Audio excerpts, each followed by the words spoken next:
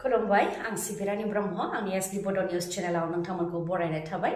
बे चेनेलनि गेजेरजों सानफ्रोमबो सानसेयारि गोनां खौरांफोरखौ फोसावनाय जायो नोंथाङा दासिमबो बे चेनेलखौ साबस्क्राइब खालामनानै लायाखैबा सानफ्रोमबो सानसेयारि खौरांखौ मोननो थाखाय साबस्क्राइब खालामनानै लानो हागोन लोगोसे बेल आइकनखौबो क्लिक खालामनो हागोन जाहाथे खौरां फोसावनाय लोगो लोगोनो नोंथांनाव गिबिसिन खौराङा सौहैयो थुदो बिदिब्ला दिनैनि खौरांखौ जागायजेननोसै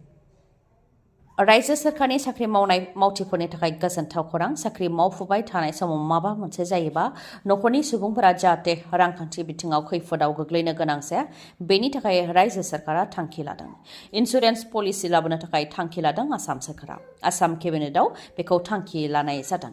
सोरखारि मावथिनि सेलारि एकाउन्टआ जाय बेंकआव दङ अदेबानि स्टेट बेंक अफ इन्डिया बा जायखिजाया कमार्शियेल बेंकआव दङबा बे बेंक आरो आसाम सोरखारनि गेजेराव गोरोबथा खालामनाय जागोन जायनि गेजेरजों साख्रि मावनाया साख्रि मावफुबाय थानाय समावनो जाब्रथायजों थैयोब्ला नखरनिफ्रा 1 कौटि रां मोननो हागोन जाब्रथायजों अरायनि थाखाय बेंगुरा जानानै थायोब्ला 1 कौटि मोननो हागोन जाब्रथायजों माखासे अंगफोराल' बेंगुरा जायोब्ला 80 लाख रां मोननो हागोन आरो बेरामजों थैयोब्ला नखरनिफ्रा 10 लाख रां मोननो हागोन साख्रि मावनायफोरनि थाखाय बे थांखिखौ आसाम केबिनेटआव लानायनि अनगायैबो गरिब नखरनि थाखायबो आसाम केबिनेटआव थांखि लादों 20 लाख सुबुंफोरनो आरोबाव रेशन कार्ड होनो थांखि लादों रायजो सोरखारा आरो बेनि थाखाय 15 सेप्तेम्बरनिफ्रायनो एप्लाइ खालामनो हागोन होननानैबो फोरमायथिदों चिराङाव फिन हानजा जिनाहारि 16 बोसोर बैसोनि सासे उन्दै हिन्जावसाखौ हानजायै जिनाहारि खालामदों मोजां मोननाय हौवानि मोखाङावनो साफानि उनाव साफा गासै 7 दुथांफोरा सासे 16 बोसोर बैसोनि उन्दै हिन्जावसाखौ हानजायै जिनाहारि खालामदों चिरां जिल्लानि रुनिखाथायाव जानो मोनदों बे जाथाया हानजायै जिनाहारि खालामनाय जाथायखौ दुथांफोरा गावसोरनो भिडिअबो सेबखांदोंमोन थांनाय 2 आगस्टआवनो जादोंमोन बे जाथाया नाथाय दा समाज बिजोङाव भिडिअआ गोसारनायनि उनावसो जाथाया सोराङाव फैदों आरो 7 दायनिगिरिफोरनि मादाव 5 दायनिगिरिफोरखौबो एरेस्ट खालामबाय हमजानाय दायनिगिरिफोरनि मुङा फारियै सिमन बेसेरा फिलिप कासवा माल्टा मुर्मु बिसोरजों लोगोसे सानैया 18 बोसोर बैसोनि उन्दैसिन आरो गुबुन सासेया खारखुमानानै दं रिपर्टनि बायदिब्ला बा मिथिनाय बायदिब्ला उन्दै हिन्जावसा गथ'आ गावनि मोजां मोननाय सेंग्राजों गाज्रि खामानि मावफुबाय थानायखौ दुथांफोरा सिखावै भिडिअ सेबखुमादोंमोन बेनि उनाव बे भिडिअखौ भाइरेल खालामनो हुमखि होनानै हिन्जावसाखौ सिगि सग' खालामदोंमोन आरो हिन्जावसाया हेंथा होदोंब्लाबो साफानि उनाव साफा उन्दै हिन्जावसाखौ हानजायै जिनाहारि खालामदोंमोन दुथांफोरा बे जिनाहारि खालामनायखौबो भिडिअ सेबखांनानै लादोंमोन आरो बे भिडिअआ समाज बिजोङाव गोसारनायनि उनावनो दा जाथाया सोराङाव फैबाय आरो जाथाया सोराङाव फैनायनि उनावनो 7नि मादाव 5खौबो एरेस्ट खालामनो हाबाय पुलिसा स्मार्ट मिटारखौ लानानै रायजो नाङैनो खुद्रिनाया दासिमबो जोबनानै थाङाखै बे खेबाव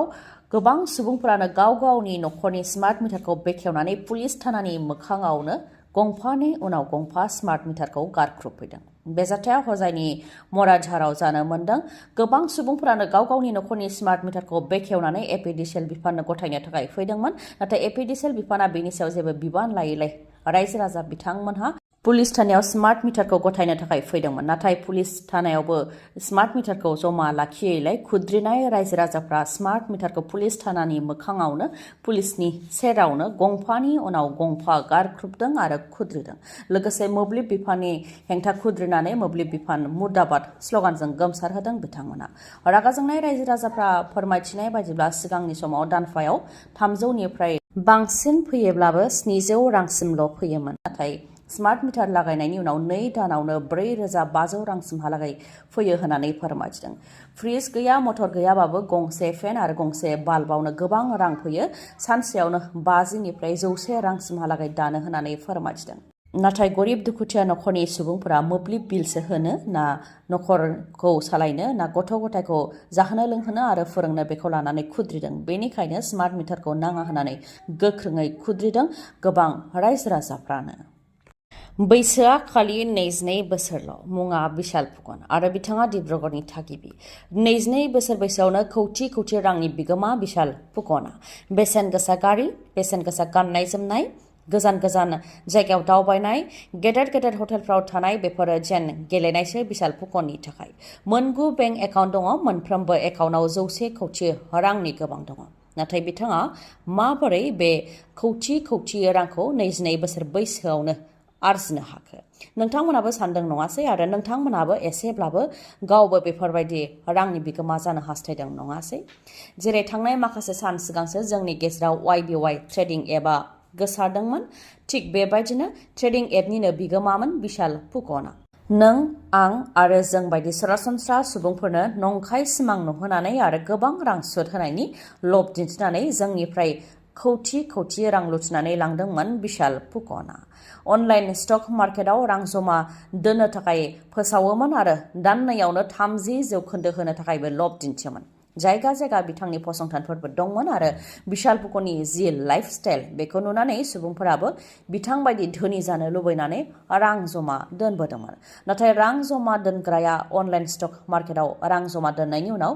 गरिबनिफ्राय गरिबसिन जालांदों आरो फारसेथिं नों आंनि रांजों बिशाल फुकना धोनिनिफ्राय धोनिसिन जालांदोंमोन नाथाय दा बिशाल फुकननि खेलाया जोब्बाय सुबुंफोरनो नंखाय लब दिन्थिनानै खौथि रां लुथिनायनि दायाव दा पुलिसा बिशाल फुकनखौ हमबाय आरो बिथांनि मोनगु बेंक एकाउन्टआव थानाय खौथि रांखौबो जब्द खालामबाय रिपर्टनि बादिब्ला 2200 खौथि रां थगायदोंमोन बिशाल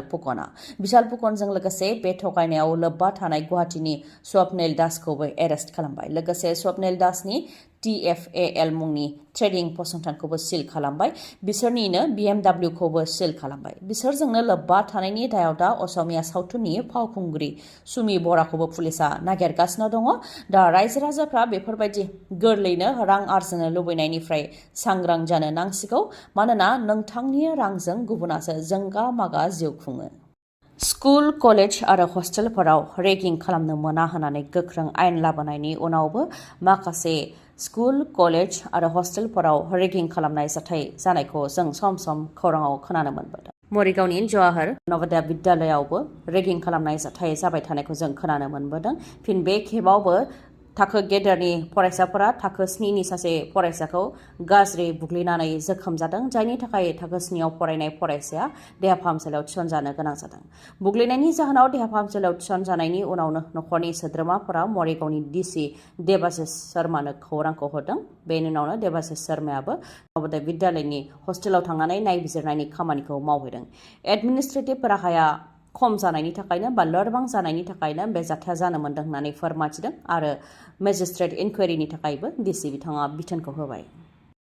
आसामनि मोनद' हारिया ST दाबिनानै आसामनि दाब जायगायाव गोख्रोङै खुद्रिदों डक्टर हेमन्त बिश्व शर्मा आरो नरेन्द्र मदिनि मुसुखा सावनानै डक्टर हेमन्त बिश्व शर्मा आरो नरेन्द्र मदिखौ गोख्रोङै हुमखि होदों मोनद' हारिनो ST होआब्ला 2026 मायथाइनि बिधानसभा बिसायख'थियाव जेरैखि जाया BJP सोरखारखौ फेजेननो थाखाय राहा लागोन होननानै हुमखि होदों सोमावसारग्राफ्रा नरेन्द्र मदि बिथाङा देरहायोब्ला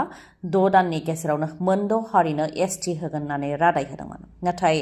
नरेन्द्र मदि बिथाङा हादराव 3थि खेबनि थाखाय देरहाबाय आरो आसामावबो BJP सोरखारा खेबनैनि थाखाय देरहाबाय नाथाय दिनैसिमबो मोनद' हारिनो ST होआखै होननानै फोरमायथिदों जायनाखि कंग्रेसनि सोरखारावनो मोनद' हारिनो ST होनायनि खामानिखौ गारनानै दोनदों बेनिखायनो दा BJP सोरखाराव होनो गोब्राब जादों होननानै डक्टर हेमन्त बिश्व शर्माया बुंथिदों बेनि सायावबो खुद्रियो बिथांमोनहा मानोना कंग्रेसनि सोरखार थानाय समावबो